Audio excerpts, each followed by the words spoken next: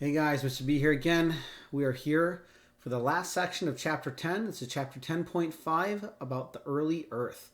So, in this section, we're going to be talking about how the Earth formed, what it looked like early on in its formation, and some of the physical features that developed during Precambrian time, and what maybe those first organisms on planet Earth looked like.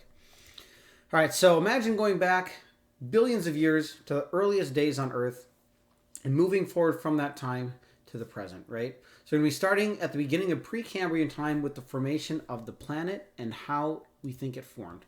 Okay, so where did Earth come from? How do planets form? So we hypothesize that the Earth formed at about the same time as all the other planets and the Sun did. Okay, roughly about 4.6 billion years ago. We think that the Sun, again, all the other planets formed all at the same time. It wasn't that the Earth formed first or other planets formed first and the Earth formed later. We think they all formed at about the same time. Okay. Now, how do we know the age of the Earth? Well, we can use radioactive dating to determine, the oldest rocks found on Earth, which are about 4 billion years old. Okay. Now, granted, we think the Earth formed a little bit earlier than that, and it's very difficult to find Earth rocks that are that old because obviously, over long periods of time, rocks get eroded, they get broken down, they get sucked underground into the mantle and destroyed. So it's very difficult to find rocks that are as old as Earth is.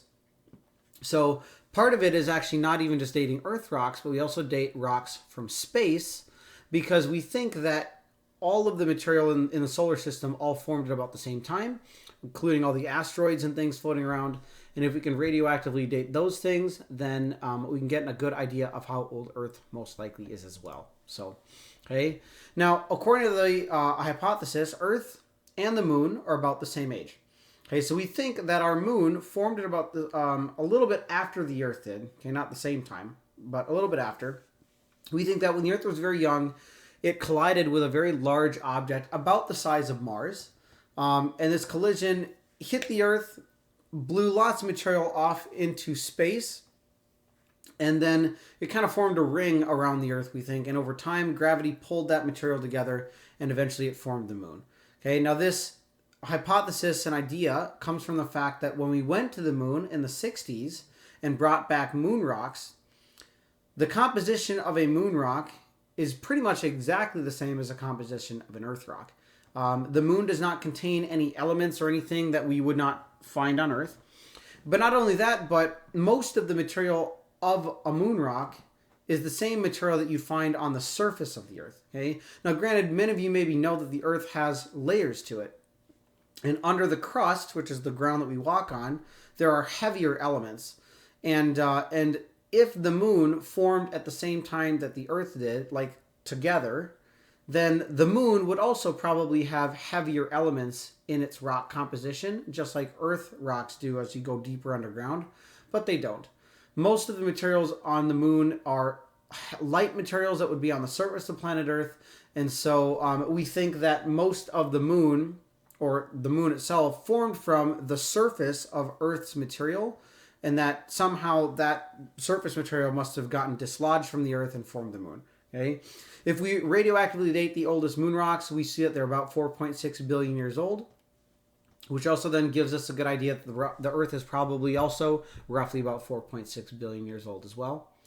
So this image here kind of shows like an idea of maybe what it would look like when the Earth was hit by this young planet about the size of Mars, and it blew all this material off into space. Now, we think that it wasn't a head-on collision, but it was more of a glancing blow. So it kind of came and hit at an angle.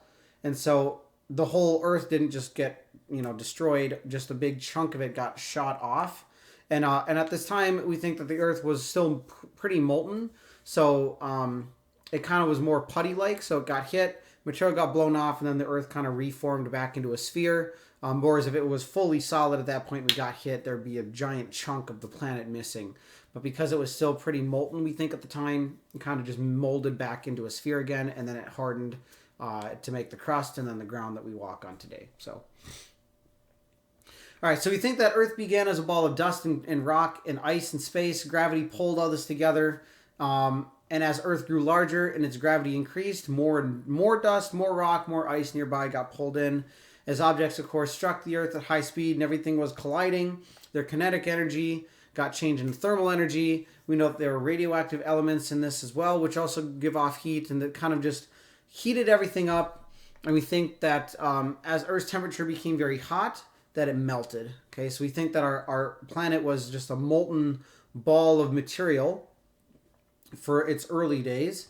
A lot of the denser elements and heavier ones we think sunk towards the center, which is why we think that the core of our planet is made out of iron. This primarily comes from the fact that our planet has a magnetic field around it, which could be generated from a molten iron core, okay, that is still spinning. Of course, over time, Earth lost a lot of that heat to the cold of space. So the outer layer hardened into what we call a crust or a solid crust. And underneath that, then we have the mantle, which isn't solid. It's not liquid either. It's kind of like silly putty. It's material that can flow and move around, but it's kind of thick. Okay, but it's made out of heavier elements than, again, the elements are on the surface as the crust. We also think that Earth's gravity captured gases that were on the planet or inside the planet. So gases like hydrogen and helium may have escaped off into space because they're pretty light, but other gases got trapped onto the surface. And so this was kind of Earth's first atmosphere. But because it didn't really have any protection at the time, and its magnetic core wasn't really set up yet, or its iron core with its magnetic field wasn't really set up yet, we think that this early atmosphere kind of got blown away by the sun's solar wind. The solar wind, which we learned about in the last section or the last chapter, is highly energized particles that the sun kind of just gives off into space, and these particles can strip atmospheres off of the surface of planets. Okay, the reason why our atmosphere stays on our planet is because we have a magnetic field that protects it and deflects a lot of the solar wind. But one prime example is like the moon doesn't have a magnetic field. It doesn't have an atmosphere, right? If it did have an atmosphere, most of it would have been stripped away from the solar wind. Mars is another prime example. Mars has a magnetic field, but it's much weaker than Earth's. And so Mars's atmosphere also is very thin. It doesn't have much of an atmosphere because most of it has been blown off of the surface of the planet from the sun's solar wind. Okay, so Earth's early atmosphere was not like the atmosphere we have today, and most of it got blown off by the sun's solar wind. So if you can imagine, again, our first atmosphere was maybe hydrogen and helium and some other light gases, maybe a mixture of nitrogen, maybe some carbon dioxide, water vapor. There might have been a little bit of oxygen in there. But that's more of what our second atmosphere was like. Our first atmosphere was primarily light gases, but they got stripped off from the sun's solar wind. And then later on, of course, our atmosphere we have today got laid down, but we'll talk about that here in a little bit. So, all right, again, we're going to skip past these questions and keep on talking about information. If you want to watch a video of me going over those, you can watch that later. So let's talk about Earth's surface and how it formed and some of the first physical features that developed on it. Okay, so during the first 100 million years, during Precambrian time, the Earth got an atmosphere, oceans, and continents. Okay, so how did these things form?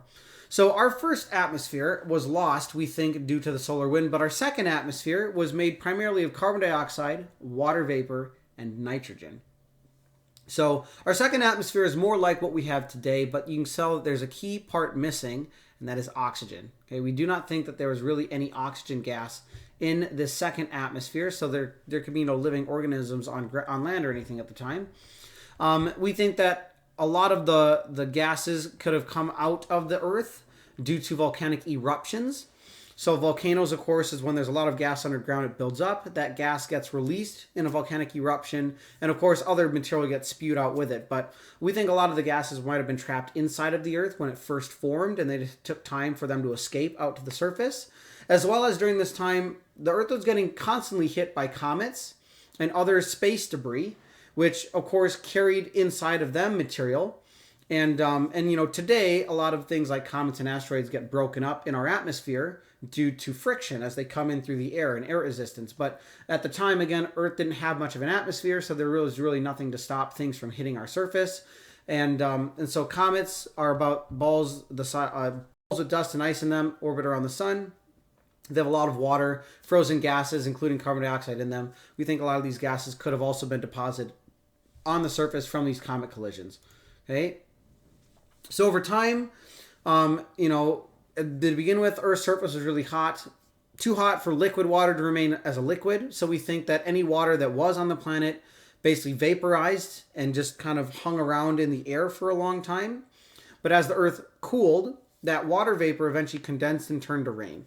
So we think that over a very long period of time, it rained for a lot of rain, which eventually began to accumulate on the ground as oceans or just water in general. And then, of course, as it dissolved minerals and rocks in the crust, it became salt water, which we might consider an ocean, versus fresh water, which came later on. But either way, we think that a lot of this water fell down to the ground. It eroded a lot of the rocks, became salt water, as well as it absorbed a lot of the CO2 out of the atmosphere as well. So, and then lastly, we have continents, of course, which after about less than 500 million years after the Earth formed, a lot of the dense rock, the less dense rock at the surface, cooled down and formed solid material, which we consider then continents when there was water to make continents. And of course, we know that our continents today move very slowly across Earth's surface. We know that the mantle, which is under the crust, is constantly moving.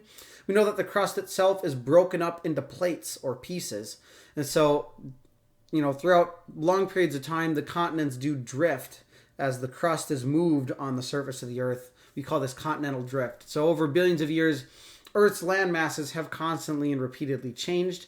The Earth, did not look like it does today with the continents where they are. There have been multiple supercontinents in the past. Many of you probably know of Pangaea, which is just one of actually 2 or 3 different supercontinents that have occurred. It's just the one that most people know about. All right. So Earth lost its first atmosphere, but its second atmosphere, which is made out of nitrogen, oxygen, a little bit of oxygen, we should say, carbon dioxide, water vapor, was more similar to what we had today. But again, there wasn't a whole lot of oxygen there. There might have been a little bit. Okay, but over time, oxygen levels increased, and we'll talk about why they increased. They didn't just increase out of their own. There was a reason why. So, all right, moving on. Let's talk about where early life came from, and that will lead us into the oxygen question here we just kind of talked about. So we don't know exactly where or when life began on Earth, other than it did begin about 3.5 billion years ago. We know that the very first life forms on Earth were single-celled organisms, very similar to present-day bacteria. We think that the first organisms on Earth most likely developed in the oceans, okay, where there were thermal vents, which were these kind of plumes that would push out material from the mantle out into the ocean, full of all kinds of chemicals and stuff. It's possible that somehow these chemicals combined to make the first life forms. Otherwise, another idea is that there could have been single-celled organisms in comets, and as they hit the Earth, they got left behind here, and so life on Earth kind of came from outer space. That's another idea. We're not exactly sure, again, where or when life came about, other than the first life form seemed to be about 3.5 billion years ago, and they were single-celled organisms. Okay, so about 2.5 billion years ago, so a billion years after that, a lot of the organisms started to be able to use sun to make their own food in a process we call photosynthesis, which we know plants do today. But this was first done by these simple organisms. Okay, and this is really important because one of the products of photosynthesis is oxygen. So our atmosphere early on did not have a whole lot of oxygen in it, but as these organisms were able to do photosynthesis, pull carbon dioxide out of the air with sunlight, they were able to make oxygen, which then they released into the air, and over time, the amount of oxygen slowly increased. Okay, now this is important for 2 reasons. One, obviously, a lot of complex organisms like ourselves need oxygen to breathe and survive. But it's actually more important is the second thing that oxygen does is it makes a gas called ozone. So ozone is a gas that's found very high up in our atmosphere, and it blocks out and absorbs a lot of the ultraviolet radiation from the sun, which is very important because if there was not much ozone or any ozone in our atmosphere, there would not be able to be land life. Okay, so we could not live on land without ozone. Ultraviolet radiation leads to skin cancer and all kinds of mutations, which ultimately lead to death.